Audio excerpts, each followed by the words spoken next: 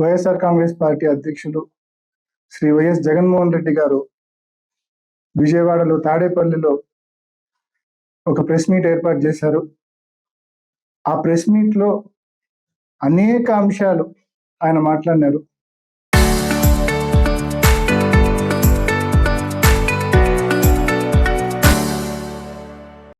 ముఖ్యంగా అమరావతిలో ఈ ప్రభుత్వం చేస్తున్న ఖర్చు, నిర్మాణాల వ్యయము అక్షరాల స్క్వేర్ ఫీట్ కు, చదరపు అడుగుకు 20,400 రూపాయలు ఒక్కొక్క స్క్వేర్ ఫీట్ కు ఖర్చు పెడతా ఉందని చెప్పి స్పష్టంగా విత్ ప్రూఫ్స్ చూపించే కార్యక్రమం చేశారు.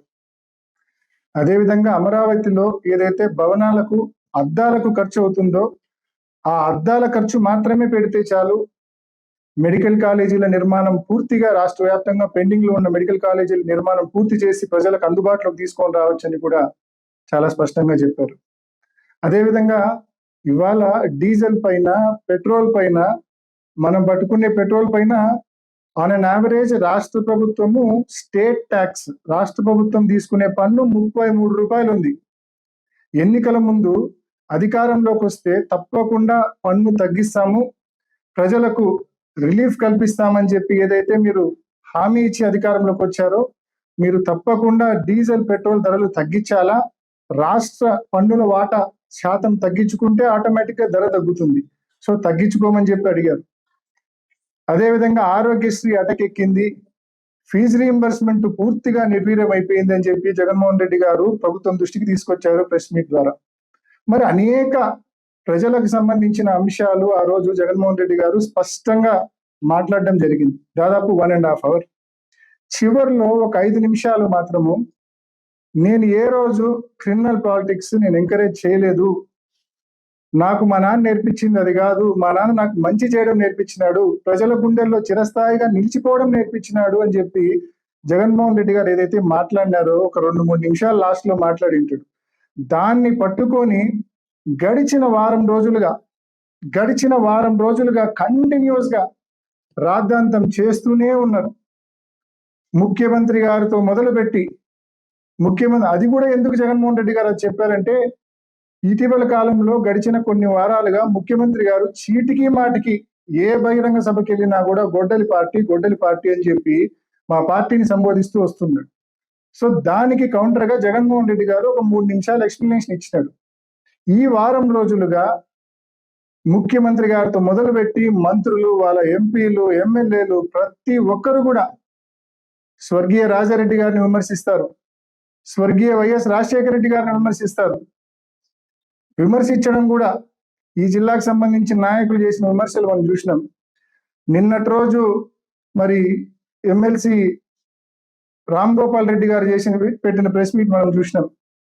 అదేవిధంగా 3 రోజుల క్రితము బీటెక్ రవి గారు పెట్టిన ప్రెస్ మీట్ కూడా మనం చూసినాం.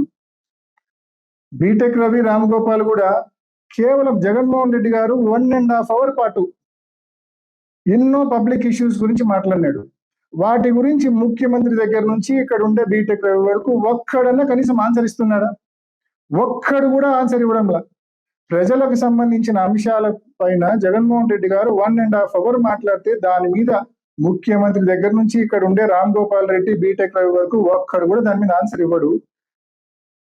వేరాజ్ మీరు చేసిన పొలిటికల్ విమర్శకు ఏదైతే ఖండించినామో, ఏదైతే ఎక్స్ప్లెనేషన్ ఇచ్చినామో దాని గురించి ఒక వారం రోజుల పాటు ఇష్టం వచ్చినట్టు విమర్శలు, కేవలం డైవర్షన్ పాలిటిక్స్. మీరు మాట్లాడిన మాటలకు, మీరు నోరు అదుపు తప్పి మీరు మాట్లాడిన మాటలకు మొన్న మా కార్యకర్తల మీటింగ్ లో నేను కౌంటర్ ఇచ్చిన. వాస్తవానికి జగన్మోహన్ రెడ్డి గారు మాట్లాడిన మాటల్లో తప్పేముంది? ఈ మాటలు జగన్మోహన్ రెడ్డి గారే కాదు, స్వయంగా బీటెక్ రవి గారే అన్నారు గతంలో. ఆయన అటువంటి ఆలోచనలు చేస్తే ఒక అర్ధ గంట కూడా నేను బతికున్నానని చెప్పి ఆయనే అన్నాడు బీటెక్ రవి గారు. సాక్షాత్తు మీరే వినండి. జాగ్రత్తగా ఉండు అంటారు. నేను ఏమని చెప్పి అంటే వాళ్ళకు అవతల అపోనెంట్ ముఖ్యమంత్రితో నేనేం జాగ్రత్తగా ఉండాలా? అతను అనుకుంటే ఏ క్షణంలో అతను మనసు పెడితే ఒక 1/2 hour నేనున్నాను. ఓకే, దానికి ప్రిపేర్ అయి ఉండా. అతను ఆ ఆలోచన అతనికి రాకూడదు. వస్తే అంటే ఇప్పుడు ఫ్రాంక్లీ స్పీకింగ్ మీ జోలికి వచ్చే ఆలోచన అతను రాకూడదని మీరు దేవుని కోరుతారు. ఇంతే కదా. ఇదే మాట కదా బీటెక్ రవి గారు చాలా స్పష్టంగా చెప్పినారు. మర్చిపోయినాడు అనుకుంటా ఈ మాటలన్నీ కూడా. జగన్మోహన్ రెడ్డి గారు అటువంటి ఆలోచనలు చేయలేదు కాబట్టి ఈయన లాంటి వాళ్ళు ఇంత ప్రశాంతంగా నోటికి వచ్చినట్టు స్థాయి కూడా చూడకుండా మాట్లాడుతూ ఉన్నారు. అదేవిధంగా నిన్న మధ్యాహ్నం మళ్ళా దీనికి ఖండనగా మళ్ళా ఒక ప్రెస్ మీట్ పెట్టారు. నేను మాట్లాడిన దానికి కౌంటర్గా ప్రెస్ మీట్ పెట్టారు.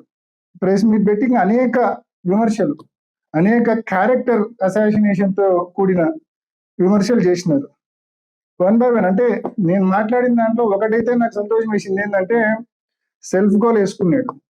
పూర్తిగా నేను విజయసాయి రెడ్డిని నువ్వు కలిసి వచ్చినావు, నీ పదవి అమ్ముతానని చెప్పి విజయసాయి రెడ్డి గారిని పెద్దలను నువ్వు కలిసి వచ్చినావు అని చెప్పి నేను అన్న మాటను ఏదైతే నేను 100% నేను నమ్మిన వాస్తవాన్ని, నాకు తెలిసిన వాస్తవాన్ని నేను మాట్లాడినాను, దాన్ని బలపరుస్తూ ఆయన ఏమన్నాడు, అనేక సార్లు విజయసాయి రెడ్డి గారిని వెళ్ళి కలిసి వచ్చాను, అనేక సార్లు మిథున్ రెడ్డి గారిని వెళ్ళి కలిసి వచ్చాను అని చెప్పి నేను చీకట్లో బాణం వేసినా కూడా దొరికిపోయినాడు. నాకు తెలిసిన విషయాన్ని నేను కొంచెం వరకే చెప్పిన, కానీ మిగిలిందంతా ఇతనే చెప్పుకున్నాడు.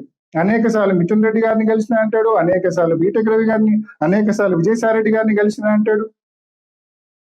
సో కాబట్టి ప్రతి ఒక్కరు కూడా ఆలోచన చేయండి. అంటే ఏదో అంటారు కదా, తన్నపోయి తన్నిచ్చుకోవడము, ఇరుకున పెట్టబోయి ఇరుకున పడటము, అలా ఈయన కూడా ఏదో చేయాలని చెప్పి మరి ఈరోజు వాళ్ళ పార్టీకి, వాళ్ళ నాయకులకి అందరికీ చెప్పుకున్నాడు. ఈయన పదవి అమ్ముకోవడానికి వైఎస్ఆర్ కాంగ్రెస్ పార్టీ నాయకుల దగ్గరికి నేను ఏదైతే మాట్లాడినానో అది వాస్తవం అని చెప్పి ఆయనకు ఆయన ఎండార్స్ చేసినట్లయింది. రెండోది, దగ్గరికి ఉల్లిమెల్ల తోటలో నన్ను కలిసినాడనే విషయం నేను యాక్చువల్గా మర్చిపోయింది. నాకు బాగా గుర్తు చేసినాడు. గుర్తు చేసినందుకు కూడా ఆయనకు నేను ధన్యవాదాలు తెలియజేస్తాను. బహుశా ఇది కూడా నేనే మాట్లాడేస్తే వాళ్ళ పార్టీలో ఆయనకు మిగిలిన కొంచెం క్రెడిబిలిటీ కూడా పోతుందన్న భయంతో, ఆందోళనతో నేను ఎక్కడ మాట్లాడతాను అని చెప్పి దాన్ని ప్రియంప్ట్ చేసుకోవడం కోసం, దాన్ని ఓవర్కమ్ చేసుకోవడం కోసం బహుశా ఆయనే మాట్లాడినట్టు ఉన్నాడు. ఉల్లిమెల్ల తోట అని అడుగుతున్నావా? ఎవరిదా ఉల్లిమెల్ల తోట? నాది. నా తోటకి నీకేం పనయ్యా? ఏం పని ఆ తోటకి నీకు? ఊపుకుంటా ఆ తోటకు వచ్చినావు, కూర్చున్నావు. ఏం మాట్లాడినావు నువ్వు? 2014 ఇంకా జనరల్ ఎలక్షన్స్ ముందే, నేను ఇంకా అప్పటికి ఫస్ట్ టైం ఎంపీ కూడా కాల. ఏం అడిగినావు? మా ఊర్లో పూర్తిగా ఫ్యాక్షన్ నేపథ్యం ఉంది, మాకు మా వైరి వర్గానికి, మా చిన్నాయన్ను వాళ్ళు చంపారు, వాళ్ళ ఎంపీపీని, వాళ్ళ సోదరుని మేము చంపినాము అని చెప్పి మీరు మీ గ్రామానికి సంబంధించిన ఒక కక్ష ఉందని చెప్పి, మీకు మీ వైరి వర్గానికి సమస్య ఉందని చెప్పి మీరు చెప్పారు. కాబట్టి దానికి కసునూరు ఎంపీటీసీని మీరు మాకు వదిలేయండి, హిమకుంట్లను మేము మీకు వదిలేస్తాము అని చెప్పి మీరు ఒక ప్రతిపాదన ముందుకు తీసుకొచ్చారు. సరే, లా అండ్ ఆర్డర్ ప్రాబ్లము, గ్రామంలో కక్షలు పెంచడం ఎందుకని చెప్పి ఆ రోజు మీరు ఇంకో మాట కూడా అన్నారు, నాకు రాజకీయాలు ఎంత పెద్ద ఇంట్రెస్ట్ లేదు, ఇది అయిపోయినాక నేను 2014 ఎలక్షన్లు అయిపోయినాక నేను వైఎస్ఆర్సీపీలో జాయిన్ అవుతానని కూడా చెప్పినారు. ఆ ఎన్నికల్లో విష్ణు గారు ఎన్నికల ప్రచారానికి వస్తే, సతీష్ రెడ్డి గారి తమ్ముడు విష్ణు గారు ఎన్నికల ప్రచారానికి వస్తే మీరు ఆయనను కనీసం గ్రామాలు తిప్పకుండా వెనక్కి పంపించినారు. అంటే అప్పటికే మీరు ఫిక్స్ అయిపోయినారు ఎలక్షన్లు అయిపోతే వైసీపీలో జాయిన్ కావాలని చెప్పి. మేము మీ గ్రామానికి సంబంధించిన మీ వైరి వర్గం వాళ్ళనే మేము పక్కన హిమకుంట్లలో వాళ్ళని కంటెస్ట్ చేయించినాం. ఎంపీటీసీగా వాళ్ళు ఎన్నికైన తర్వాత వాళ్ళని ఏకంగా మండలాధ్యక్షుడిని మేము చేసినాం. మిగిలిన అన్ని ఎంపీటీసీలు పోటీలు జరిగినాయి, వైఎస్ఆర్ కాంగ్రెస్ పార్టీ గెలిచింది. మీ గ్రామంలో మీ వైరి వర్గం వాళ్ళకు ఏదైతే వాళ్ళ సోదరుని, వాళ్ళ ఎంపీపీని మీరు ఏదైతే చంపారో ఆ కుటుంబం నుంచే మేము ఎంపీపీ మండల ప్రెసిడెంట్ చేయడం జరిగింది. మరి అంత క్లియర్ గా ఆ కుటుంబానికి కూడా మాకు చేతనైన న్యాయం రాజకీయంగా మేము చేసే కార్యక్రమం చేసినాం. ఇది ఉల్లిమెల్ల తోటలో జరిగింది.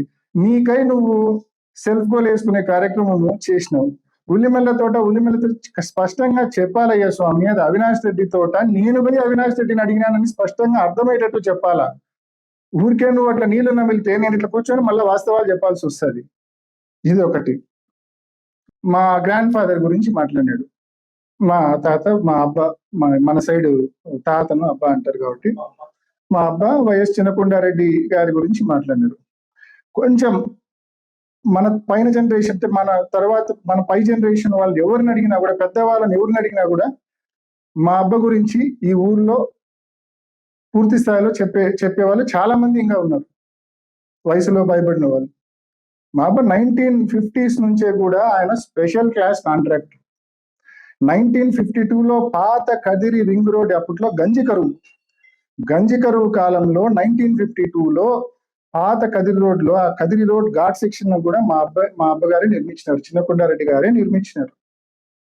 అదేవిధంగా కోడూరు రేణిగుంట మధ్య రైల్వే లైన్ డబులింగ్ కూడా మా అబ్బగారే చేశారు.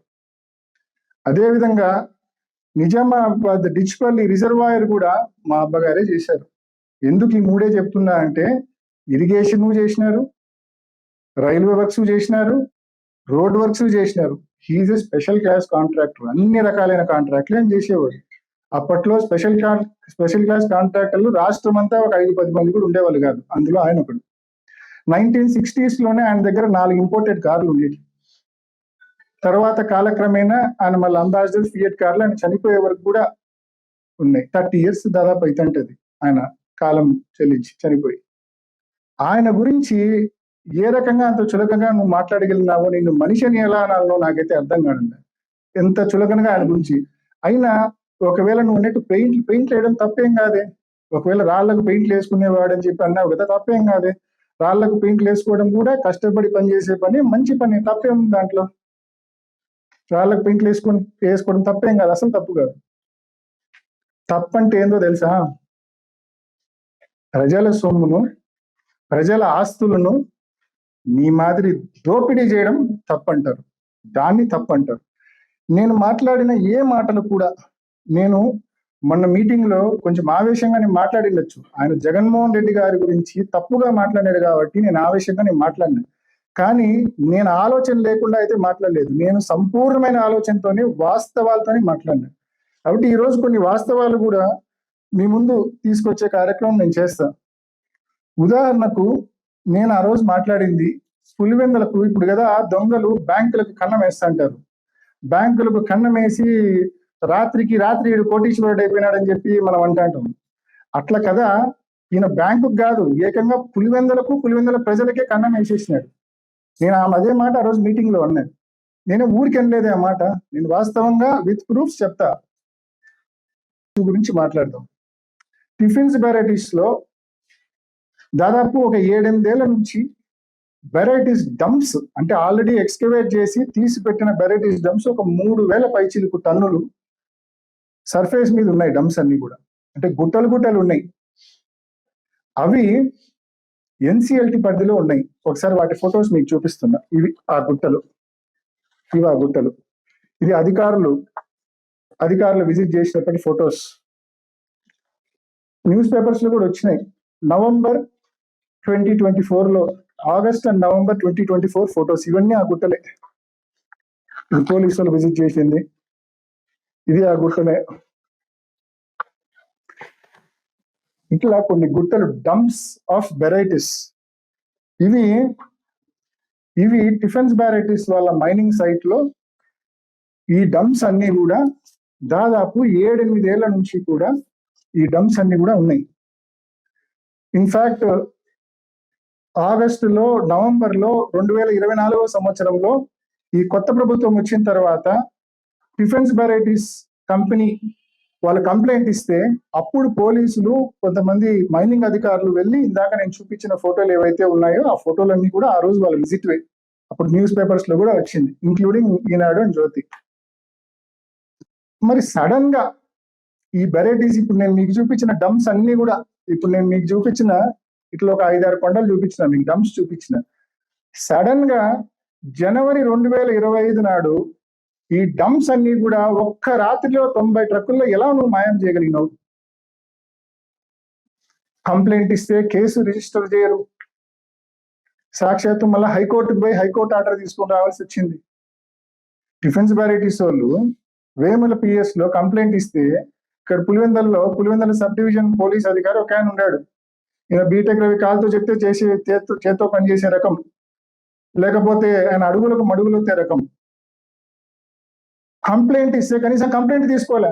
ఇంత భారీ చోరీ, 3000 టన్నులు at the cost of 30,000 rupees per ton, 9 కోట్ల రూపాయలు. ఒక్క రాత్రి ఎగ్జిస్టింగ్ డంప్స్ అన్ని కూడా మొత్తం ఎత్తి పారేసినారు. 95-96 ట్రక్కులు పెట్టి ఎత్తేసినారు.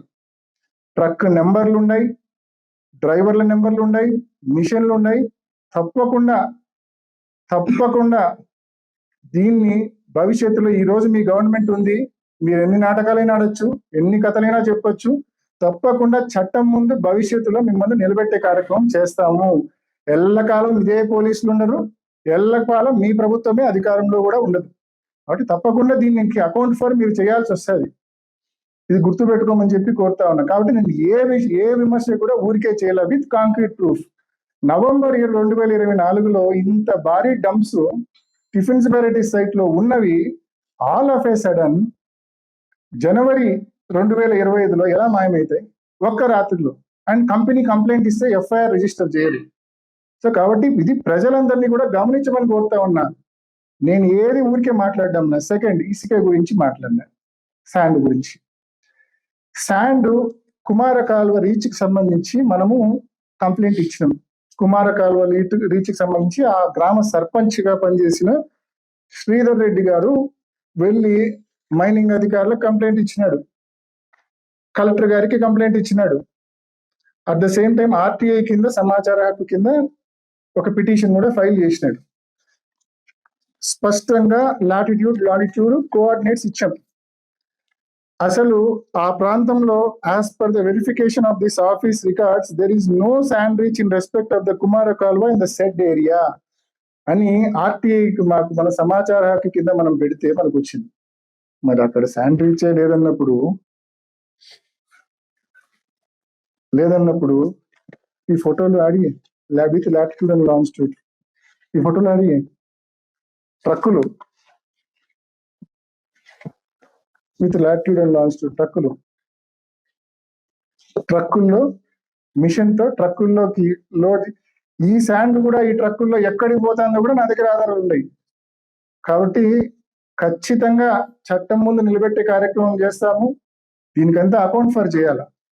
ఇంతేకాదు, నిన్న మొన్నటి దాకా కొత్త సిఐ వచ్చేంత వరకు కూడా పులివెందుల్లో కూడా ఇష్టం వచ్చినట్టు జూదం నడిచింది. కొత్త సిఐ వచ్చినాక కంట్రోల్లోకి తెచ్చినాడు జూదాన్ని.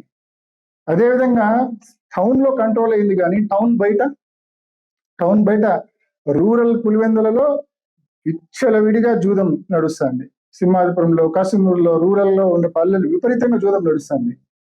ఏ లెవెల్లో అంటే ప్రజల జోబులు ఖాళీ అయ్యి అసలు ఇంకా వాళ్ళకి డబ్బులన్నీ ఖాళీ చేసుకొని తప్పుడు మార్గాల్లో పోయేంత ఘోరంగా పూర్తిగా ఈ మాదిరి మీరు ప్రజల జోబులు ఖాళీ చేసే కార్యక్రమం చేస్తున్నారు. పోనీ 2025 సంక్రాంతికి ముగ్గురాయి అంతా రాత్రి డంప్ తీసినారు. ఆ తర్వాత అయినా పోనీ ఖాళీగా ఉన్నారా? అక్కడికైనా మీ కడుపు నిండిందా? నిండలే. కంటిన్యూస్ గా రోజు మైనింగ్ చేస్తుంటారు. ఉన్న స్టాక్ను లిఫ్ట్ చేసి అమ్మేస్తారు. అది పోయినాక కంటిన్యూస్ గా ఎవ్రీడే మళ్ళా కంటిన్యూస్ గా మైనింగ్ చేసుకుంటున్నారు. రోజు సాయంకాలం దిగడము, పిట్లోకి పొద్దున్నే ఎక్కడము. కనీసం అంటే తాళ్లపల్లె, వేముల మండలాల్లో రెండు కలిపి రఫ్ గా రోజు 60 నుంచి 70 టన్నులు ఎక్స్కవేట్ చేసి అమ్ముతున్నారు. ఈ మధ్యకాలంలో పాపం బయర్లు కూడా దొరక్క చాలా ఇబ్బంది పడుతున్నారట. అంటే ఇంత టన్నేజ్ ఒక్కొక్క రోజు తీస్తే కన్నా కొనద్దా అందరూ. 30,000కు పోయేది 27,000కే ఇస్తున్నాడంట. ఎవరికైనా బిజినెస్ ఇంట్రెస్ట్ ఉంటే 30,000కు పోయేది 27,000కే ఇస్తున్నాడంట. అంటే ఆ స్థాయికి ఒక్క పర్మిట్ లేదు, ఈసీ లేదు, మైనింగ్ ప్లాన్ లేదు, ఏమీ లేదు. ముబ్బడిగా ప్రజల ఆస్తులను ప్రతిరోజు దోపిడీ చేసే కార్యక్రమం. 60-70 టన్నులు అంటే కనీసం అంటే it accounts to 20 lakh rupees per day. ఏ రకంగా ఎవరైనా అంటే నువ్వు 20 లక్షలు కాకుండా 50 లక్షలు రోజుకు సంపాదించుకో, పర్మిట్లు తెచ్చుకో, ఈసీ తెచ్చుకో, మైనింగ్ ప్లాన్ తెచ్చుకో, సంపాదించుకో. నేను ఎవడు వద్దండు, నీతిగా నువ్వు బిజినెస్ చేయి. పర్మిట్లు లేవు, ఇష్టం వచ్చినట్టు కొడతారు. అది కూడా ఇప్పటికే చూసినాం. ఈ జిలెటిన్ స్టిక్స్ అనేటివి అనాథరైజ్డ్ గా వాడడం వలన మీకు గుర్తుంటుంది, హర్షవర్ధన్ రాజు గారు ఎస్పీగా ఉన్నప్పుడు ఈ గవర్నమెంట్ వచ్చినాక ఇష్టం వచ్చినట్టు జిలెటిన్ స్టిక్స్ వాడడం వలన వేములలో కొత్తపల్లిలో ఒక విఆర్ఓ చనిపోయినాడు. వేముల మండలంలో మంచం కింద జెల్టిన్ స్టిక్స్ పెట్టి అంత విచ్చలవిడిగా జెల్టిన్ స్టిక్స్ ఎలా దొరుకుతున్నాయండి అసలు? ఏ రకంగా అంత విచ్చలవిడిగా జెల్టిన్ స్టిక్స్ దొరుకుతున్నాయి? ఆ తర్వాతనే అరికట్టాలన్నా? పోలీసులకు కాబట్టదు, మైనింగ్ అధికారులకు కాబట్టదు. ఇటీవల కాలంలో అమ్మాయిగారిపల్లిలో ఒక అతను రాములు అని ఒక పెద్ద ఆయన వాళ్ళ కొడుకు రామచంద్ర అని మైనింగ్ పిట్ లో పడి చనిపోయినాడు. ప్రమాదవశాత్తు పిట్ లో బూడిపోయి చనిపోయినాడు. పిట్టు బూడిపోయి. అంతేకాకుండా ఒక అనేక సంఘటనలు ఆ క్రేన్ నుంచి జారి కింద పడ్డము, ఆ పిట్లోకి పోయేటప్పుడు ఇటువంటి అనేక సంఘటనలు జరుగుతున్నాయి. అసలు బయటికి కూడా రావే అవి. మైనింగ్ అధికారులకు కాబట్టదు, పోలీస్ అధికారులకు కాబట్టదు, ఎవరికి కాబట్టదు. గవర్నమెంట్ ఏమో నిద్రపోతా ఉందా? కలెక్టర్ గారి దృష్టికి ఎన్నోసార్లు తీసుకొని పోయినాము. చెప్తా ఉన్నాం, రాబోయే రోజుల్లో ఖచ్చితంగా మీ అక్రమ మైనింగ్ పైన, అక్రమ ఇసుకే ట్రాన్స్పోర్ట్ పైన తప్పకుండా రాబోయే రోజుల్లో రోడ్డెక్కి నిరసన తెలిపే కార్యక్రమం కూడా చేస్తాం. చూస్తూ ఊరుకునే లేదు. మీరు కావాలంటే పర్మిట్లు తెచ్చుకోండి, హ్యాపీగా చేసుకోండి. పర్మిట్లు లేకుండా ఏం ఎవరు సొమ్ము అది? మీ అబ్బ సొమ్ము ఏమన్నది దోచుకోవడానికి ఇష్టం వచ్చినట్టు? పర్మిట్లు తెచ్చుకొని నిజాయితీగా చేసుకోండి. ప్రభుత్వానికి పర్మిట్లు కట్టి 3,000 పెట్టుబడికి టన్నుకు 30,000 ఆదాయం. ప్రజల సొమ్మును ఈ లెవెల్లో కొల్లగొడతారు. కాబట్టే నేను ఆ రోజు కామెంట్స్ చేసిన, ఏమని? బ్యాంకుకి కన్నం వేసినట్టు పులివెందులకే కన్నం వేసి వీళ్ళు డబ్బులు సంపాదిస్తున్నారు. తప్పు ఇది. పర్మిట్లు తెచ్చుకొని వ్యాపారం చేసుకోండి. కాబట్టి ఏం మాట్లాడినా కూడా విత్ కంప్లీట్ ప్రూఫ్స్ మాట్లాడినా అనే విషయాన్ని మరొకసారి మీ అందరికి కూడా నేను తెలియజేస్తా ఉన్నా. ఎలక్షన్ల గురించి మాట్లాడినాడు. నేను చెప్తా ఉన్నా, ఎమ్మెల్సీ ఎలక్షన్లో మనస వాచ మనస్ఫూర్తిగా వివేకం పెదనాన్న గెలుపు కోసం నేను ప్రయత్నం చేసిన, నేను పనిచేసిన. 1% కూడా నాలో లోపం లేదు. నేను చెప్తా ఉన్నా క్లియర్ గా చెప్తా ఉన్నా బీటెక్ రవి గారికి, నువ్వేదో నా క్యారెక్టర్ అసాసినేట్ చేయాలని చెప్పి, నా నిజాయితీని, నా క్యారెక్టర్ను అసాసినేట్ చేయాలని చెప్పి నువ్వు నా మీద ఒక గ్రేవ్ రిమార్క్ చేసినావు, గ్రేవ్ కామెంట్ చేసినావు. నేను I'm ready to come anywhere. ఎక్కడికి రమ్మంటే అక్కడికి వస్తా. మీరే చెప్పండి, ఒక చిన్న మెసేజ్ పెట్టండి. కాణిపాకమైన ఎక్కడైనా సరే నేను ప్రమాణం చేయడానికి సిద్ధంగా ఉన్నా. నేను మా పెదనాన్న ఎమ్మెల్సీ ఎలక్షన్ల కోసము నేను చిత్తశుద్ధితో నేను పనిచేసిన. ఎటువంటి నష్టం కానీ మోసం కానీ నేను చేయలేదని చెప్పి నేను ఐ కెన్ ప్రామిస్. చేయలేదు, మోసం చేయలేదు, మోసం చేయించలేదు కూడా. I can promise. నీకు నువ్వు వచ్చి చేయగలవా? నేను మోసం చేసిన నువ్వు చెప్పగలవా? వచ్చి ప్రామిస్ చేయగలవా? 2, ఇంకోటి ఏదో బీజేపీలోకి పోతా అని ఇంకో మాట మాట్లాడినాడు. అసలు బుద్ధి ఉందా నీకేమన్నా? పులివెందుల ప్రజలు ఆరు కడప జిల్లా ప్రజలు నన్ను ఇన్నేళ్ల నుంచి చూస్తున్నారు. నా కాండక్ట్ ఏమో తెలుసు, నా కాండక్ట్ ఏమిటో తెలుసు, బాగా తెలుసు అందరికీ. నా కాండక్ట్ ఏంటంటే, ఏ రోజు నా వల్ల జగనన్న చెడ్డ పేరు రాకూడదు. మనకు చేతనైనంత జిల్లాలో కార్యకర్తలకు, ప్రజలకు మనం అందుబాటులో ఉండి పని చేయాలి. ఎక్కడే కానీ కాంట్రవర్సీలోకి పోకూడదు. ఇది నా కాండక్ట్, ఇది నా. కానీ మీరు రోజుకు నన్ను ఉండేరు, నోటికి వచ్చినట్టు విమర్శిస్తా అంటారు. ఏదైనా బేస్ ఉండాలి కదా, అంటే సరిపోతుందా? సో పెదనాన్న విషయంలో కూడా, పెదనాన్న కేసు విషయంలో కూడా సేమ్ ఛాలెంజ్. మీరు ఏ కాణిపాకంకి రమ్మన్నా వస్తా, ఎక్కడైనా చర్చికి రమ్మన్నా వస్తా, ఎక్కడైనా మసీదుకి రమ్మన్నా వస్తా. జస్ట్ దీని మీద మళ్ళా ఊరికే మీరు మీడియాలో పెద్ద దాన్ని హంగామా చేసి, మా కార్యకర్తలు వచ్చి మీరు కార్యకర్తలు పిలుచుకొని వచ్చి ఊరికి హంగామా అట్లొద్దు. నిజాయితీగా చేద్దాం. మీ ఫోన్ నెంబర్ ఇప్పుడే విలేకరుల దగ్గర నేను తీసుకొని నా ఫోన్లో సేవ్ చేసుకుంటా. మీరు ఒక చిన్న వాట్సాప్ మెసేజ్ పెట్టండి, ఎక్కడికి రమ్మంటే అక్కడికి వస్తా. వచ్చి ఐఎమ్ రెడీ టు ప్రామిస్. దేవుని సన్నిధిలో నేను ప్రమాణం చేయడానికి సంపూర్ణంగా సిద్ధంగా ఉన్నా. ప్రధాన కేసు ఇష్యూ అయినా, నువ్వు మాట్లాడిన ఎమ్మెల్సీ ఎలక్షన్ ఇష్యూ అయినా, ఇంకా అన్నావు 2019 నుంచి 24 వరకు వెరైటీస్ నేను చేసిన, నేను దాని మీద కూడా రెడీగా ఉన్నా చేయడానికి. 1 kg వెరైటీస్ అయినా, 1 kg ఇసుకైనా, ప్రకృతి సంపద ఏది నేను రెడీ. దాని గురించి కూడా ఐఎమ్ రెడీ టు ప్రామిస్. మరి నువ్వు రెడీగా ఉన్నావా?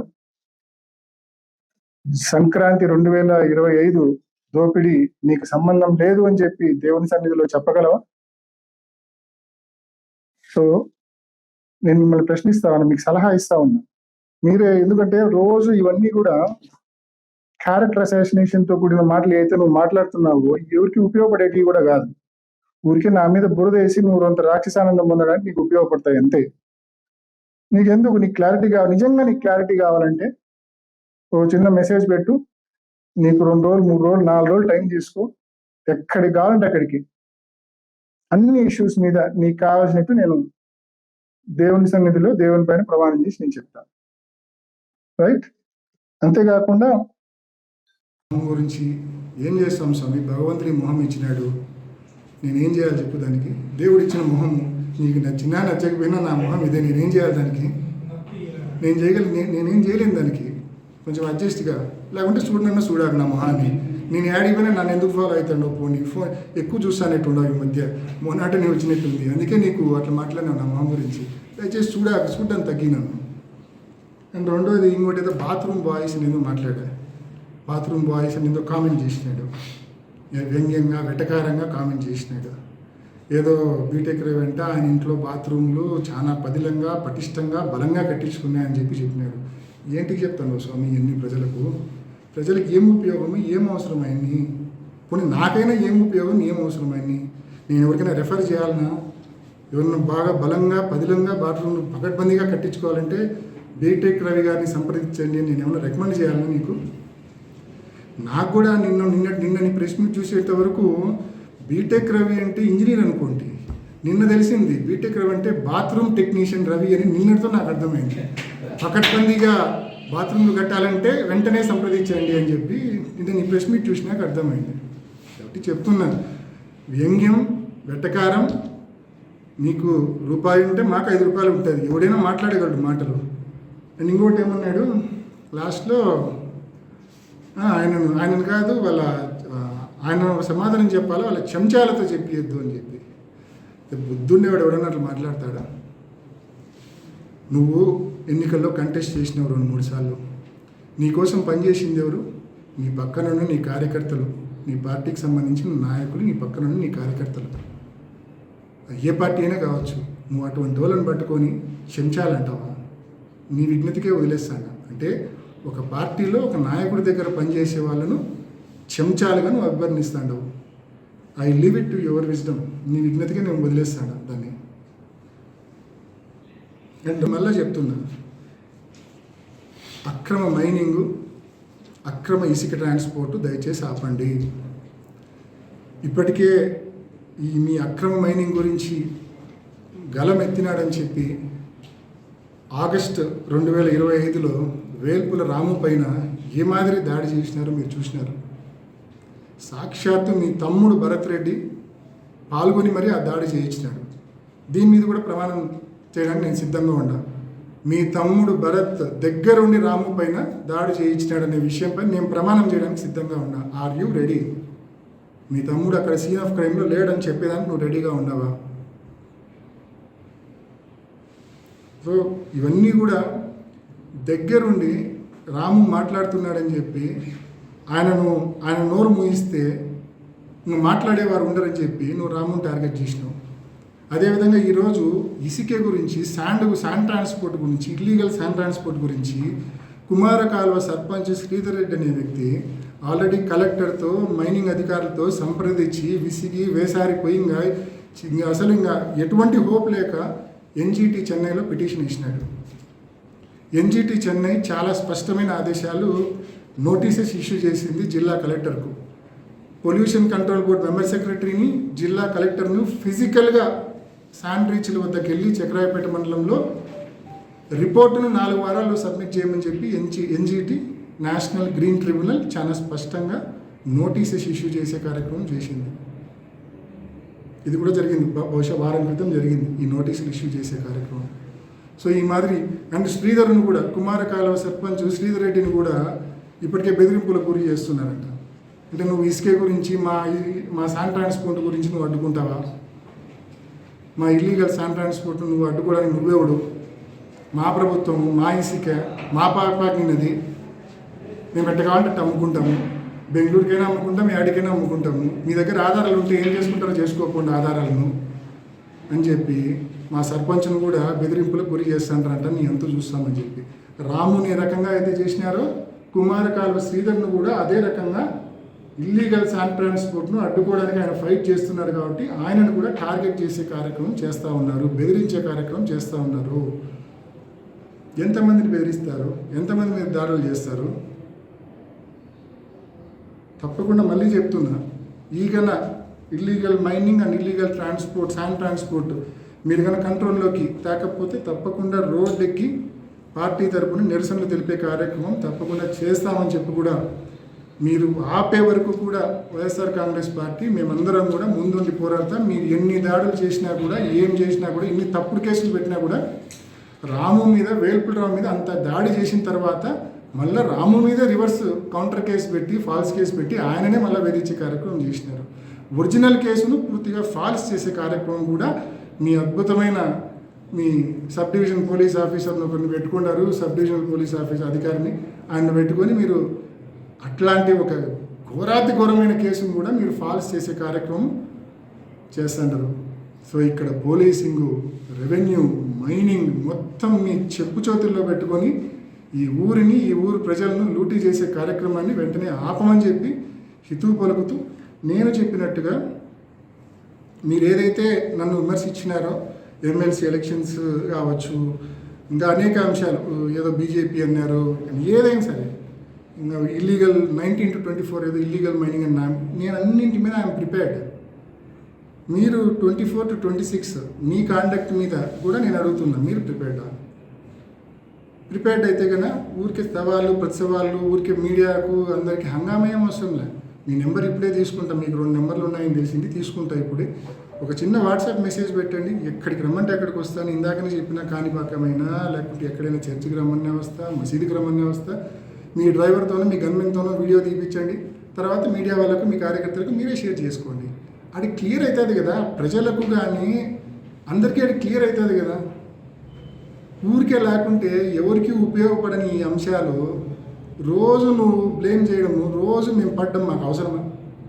ఏమన్నంటే వివేకం సార్ కేసు తీసుకొచ్చారు, నేను రెడీ అని చెప్తున్నా కదా. జనరల్గా ప్రమాణాలు చేసి ఒప్పించడం నాకు ఇష్టం ఉండదు. ప్రమాణాలు చేసి ఒప్పించడం అనేది నాకు నిజంగా ఇష్టం ఉండదు. అయినప్పటికీ నా సహజ స్వభావాన్ని పక్కన పెట్టి నేను ప్రిపేర్ అయిపోయినా. I'm ready. సో మీరు సిద్ధమైతే కన్నా నాకు దయచేసి ఒక వాట్సాప్ మెసేజ్ చేసేయండి. మీరు ఎక్కడికి రమ్మంటే ఆడికి వస్తాను, మనస్ఫూర్తిగా చేస్తాను. ఆడికి దైవమే, దేవుని సన్నిధిలో ప్రమాణం చేద్దాము, ఆడికి దైవమే నిర్ణయిస్తాడు. సో దీనికి నేను సిద్ధము, తమరు సిద్ధమైతే నాకు ఒక సందేశం పంపించమని మనస్ఫూర్తిగా కోరుకుంటూ, ఇటువంటి చీప్ రిమార్క్స్, ఇటువంటి క్యారెక్టర్ అసాసినేషన్ చేసే రిమార్క్స్ చేసే ముందు ఒకసారి విజ్ఞతతో ఆలోచించండి. ఎప్పుడైనా అండ్ మా గ్రాండ్ ఫాదర్ చనిపోయి దాదాపు 30 years అవుతుంది. అట్లా పెద్ద మనుషుల గురించి మాట్లాడేటప్పుడు చులకనగా మాట్లాడకండి. మీకు వయసు నాకంటే పెద్దోళ్ళు, మీరు 50 ఏళ్ళ పైన ఉంటాయి మీకు వయసు, 55 ఏళ్ళు ఉంటాయి, తక్కువ ఉండవు మీకు. 55 years ఓళ్ళు ఉంటారు మీరు. అటు మీరు పెద్దోడిని, అంత పెద్దోడివి ఆ మాత్రం మినిమం కామన్ సెన్స్, మేనర్స్ ఉండవా నీకు? సో ఇకపైనైనా మీరు మంచి బుద్ధితో ఉంటారని, అదేవిధంగా దేవుని సన్నిధిలో అన్నీ క్లియర్ చేసుకోవడానికి ముందుకు వస్తారని మనస్ఫూర్తిగా ఆశిస్తూ, నా సలహాని స్వీకరిస్తారో అని చెప్పి మనస్ఫూర్తిగా కోరుకుంటూ సెలవు. వైఎస్ఆర్ గారు ముఖ్యమంత్రి అయినాక మాకు కాంట్రాక్ట్ ఇచ్చారంట. ఆ కాంట్రాక్ట్లో వచ్చిన లబ్ధితో ఇల్లు కట్టుకున్నామని చెప్పి ఒక విమర్శ చేసినారు. అంతే కదా చేసింది? అంతే కదా. రాజశేఖర రెడ్డి గారు ముఖ్యమంత్రిగా ప్రమాణ స్వీకారం చేసింది 2009 May 25. కరెక్టేనా? 2009 May 25. అప్పటికే నేను మా కొత్తింట్లో ఉన్నా. మా ఇల్లు 2006లో మొదలుపెట్టినాం. 2009 May 6వ మేము గృహప్రవేశం చేసినాం. ఏ రకంగా నువ్వు కనీసం మాట్లాడేటప్పుడు కొంచెం హోంవర్క్ చేసి మాట్లాడు. ఊరికే మీడియా వాళ్ళు ఉన్నారు, మైకులు పెట్టారని చెప్పి నోటికి వచ్చింది వాగితే సరిపోదు, కొంచెం హోంవర్క్ చేసుకో. ఇంటి విషయం, that is the clarity. And more over నాకు వర్క్ల గురించి ఏమన్నా కాబట్టి నేను 2004 నుంచి 2009 వరకు నేను చదువుకుంటానే స్వామి. చెన్నైలో చదువుకున్నా 2006 వరకు. 2007లో యూకేకి పోయినా. 2007లో యూకేకి పోయి 2009 ఫిబ్రవరిలో ఎన్నికల ముందు నేను రెండోసారి రాజశేఖర రెడ్డి గారు ముఖ్యమంత్రిగా ఆత్మ ఎన్నికల ముందు నేను ఫిబ్రవరిలో పులివెందులకు వచ్చిన, మార్చిలో లింగాల మండలం ఇన్ఛార్జిగా ఈ డోర్ టు డోర్ ప్రచారం చేయడం మొదలుపెట్టినా. నువ్వు నాకు లేనివన్నీ ఆపాదిస్తావు. తర్వాత ఇంకా కొన్ని సెటైరికల్ కామెంట్స్ అని చేసినాడు. ఇప్పుడు మా నాన్న భాస్కర్ రెడ్డి గారు ఆయన దాదాపు ఊర్లో లేకుండా దాదాపు ఈ హైదరాబాద్ పోయి ఆ నుంచి ఆ కండిషన్ బెయిల్లో ఉండబట్టి 3.5 years అవుతుంటుంది గొప్ప. ఇంకా ఎప్పుడు ప్రెస్ మీట్ పెట్టినా ఆయన మీద ఏడ్చడమే. ఏంద్రనైనా మీ ఏడిపోయినా నాకు అర్థమే కాదు అసలు. బండి ఇందాక మన ఏదో రెడ్ శాండర్ అన్నావు, ఎక్కడికైనా రెడీ, మా నాన్నే నేను తీసుకొని వస్తాను, నీకోసం నేను ప్రమాణం చేయిస్తాను. రెడ్ శాండర్ దేనికైనా అంటే నువ్వు కూడా మళ్ళీ చేయాలా, నువ్వు కూడా రివర్స్ ప్రామిస్ చేయాలా, నువ్వు ఇట్లా రెడ్ శాండర్ చేసినావని. మేము చేయలేదని చెప్పి నేను చేయడానికి సిద్ధంగా ఉన్నాను. ఎక్కడికని విమర్శలు గుర్తు ఉండాలా? ఏం ప్రజలకు తెలియదా? ఇప్పుడు నువ్వు వేమంలో ముగ్గురే దొంగతనం చేస్తున్నావు ప్రజలకు తెలియదా? చక్రాపేటలో ఇసుకెత్తుతున్నావు ప్రజలకు తెలియదా? జూదం ఏడబడితే ఆడ ఆడిస్తున్నామని ప్రజలకు తెలియదా? సంక్రాంతికి ఊళ్ళకు కూతుర్లు అల్లుళ్ళు కొడుకులు వచ్చింటారు, వాళ్ళందరూ జోబులు ఖాళీ చేసి పంపించినావు, నీ మేజ కోసం వాళ్ళందరూ జోబులు ఖాళీ చేసి పంపించినావు అనేది ప్రజలకు తెలియదా? అన్నీ తెలుసా స్వామి. ఊరికే నోరుందని నా మీద ఇష్టం వచ్చినట్టు మాట్లాడితే ఏదో మీ పార్టీలో నన్నో జగన్మోహన్ రెడ్డి గారినో లేకుంటే స్వర్గీయ వైఎస్ రాజశేఖర రెడ్డి గారినో వైఎస్ రాజారెడ్డి గారినో మీరు ఏదో నోటికి వచ్చినట్టు నోరు పారేసుకుంటే మీ పార్టీలో మీకు ఏమైనా రాజకీయ మనుగడ ఉంటుందని మీరు అనుకుంటున్నారేమో, కానీ ఎవరు దాన్ని హర్షించరు. మీరు చేసే తప్పు, నాకంటే వయసులో కూడా పెద్దోళ్ళు, విజ్ఞతతో ఆలోచించండి. అని ఈ మాదిరి నిన్న ప్రెస్ మీట్ పెట్టిన మాదిరి ఎప్పుడు సెల్ఫ్ గోల్ కూడా వేసుకోవాకండి. నేనేదో ఒక మాట అంటే నువ్వు దాన్ని బలపరుస్తూ 4 మాటలు చెప్పేసుకున్నావు. ఇంకా నువ్వు ఎవరితో టచ్లో ఉన్నావో చెప్పాలనుంది, కానీ నాకు నీ మీద జాలిపడి నేను ఈరోజు ఏం చెప్పడం లేదు. ఎందుకంటే కేవలం నువ్వు మాట్లాడిన దానికి ఖండన మాత్రం ఇచ్చినా తప్ప నేను ఎటువంటి కామెంట్స్ ఫర్దర్ నేనేం చేయదలుచుకోలేదు. అని నా సలహాను దయచేసి స్వీకరిస్తామని మరొకసారి కోరుతున్నాను. బ్లాంక్ చెక్ ఇవ్వాలంటే ముందు ఖాతాల్లో సుమారు డబ్బు ఉండాలి కదా, ఉండాల్సిందే కదా, ఊరికే బ్లాంక్ చెక్ ఇది కదా. మరి ఈ మాత్రం బీటెక్ అడిగి ఆ మాత్రం ఒకవేళ నింద వేసేటప్పుడు ఆ నింద నమ్మదగింది కాదనేదని ఆలోచించుకోవాలి. అండ్ రెండోది మళ్ళీ చెప్తున్నా, బ్లాంక్ చెక్కు ఇలా బ్లాక్ చెక్కు ఇలా 2 ఇలా అనుకో, ఏంటి నాకేం అవసరం అండి ఆయనతో ఆలోచించడానికి? ఆయన క్లియర్గా చెప్పండి. ఈ కేసుకి సంబంధించిన ఏ అంశంలో అయినా సరే స్ట్రైట్గా శృతి లేకుండా పక్కనోడు వెనకలోడు ఇదేదో మాట్లాడతాను ఈ మధ్య. అవన్నీ కాదు. అవినాష్ రెడ్డి, నా పేరు అవినాష్ రెడ్డి, నా గురించి నా మీద ఈ కేసుకి సంబంధించిన ఏ అంశంలో అయినా నువ్వు నన్ను కామెంట్ చేయగలవా? ఎవరో ఎవరో వచ్చినారంటే ఆయనతో మాట్లాడారంట. ఎవడే అమ్మా, ఎవరు నీ దగ్గరకు వచ్చింది ఎవరు చెప్పు. ఏంటి ఊరికే మాట్లాడతావు? అది నీకు ఆయనకు పర్సనల్, నాకేం సంబంధం?